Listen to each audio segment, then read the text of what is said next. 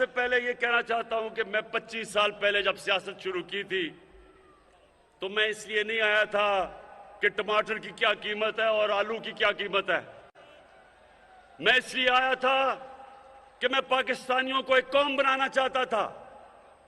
मैं देखा कि कैसे कायदे आजम के बाद आहिस्ता आहिस्ता हमारी कौम दुनिया में उसका वकार गिरता गया।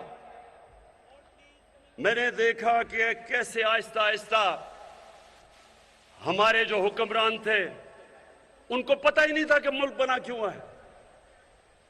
कायदे आजम के बाद कभी भी कोई ऐसी लीडरशिप नहीं आई जिसने लोगों को बताया कि ये मकसद क्या था। जब पाकिस्तान बनने का ये नारा लगा था कि